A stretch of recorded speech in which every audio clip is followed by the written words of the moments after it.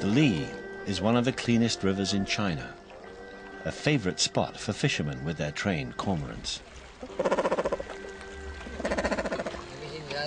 The men, all called Huang, come from the same village, now in their 70s and 80s.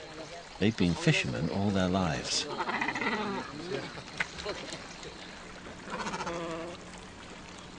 Before they release the birds, they tie a noose loosely around the neck to stop them swallowing any fish they may catch.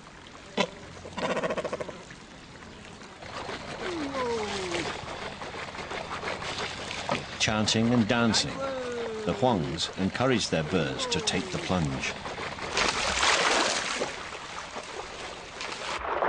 Underwater, the cormorant's hunting instinct kicks in, turning them into fish-seeking missiles.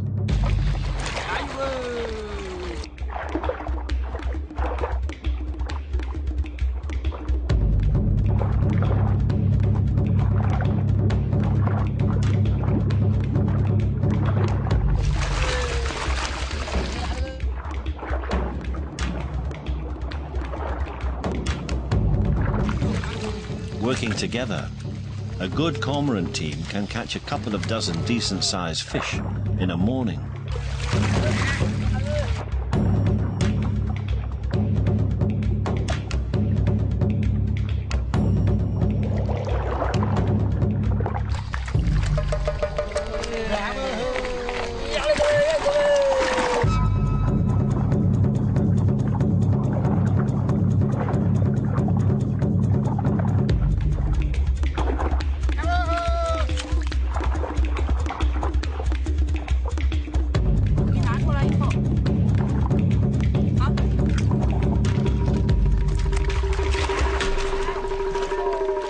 Return to the raft with their fish because they've been trained to do so.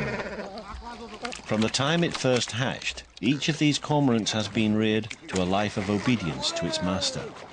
The birds are, in effect, slaves. But they're not stupid. It's said that cormorants can keep a tally of the fish they catch, at least up to 7.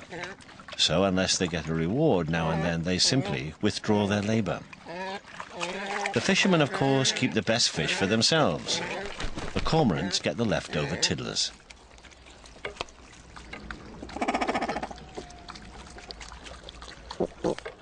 With its collar removed, the bird can at last swallow its prize. Best of all, one it isn't meant to have.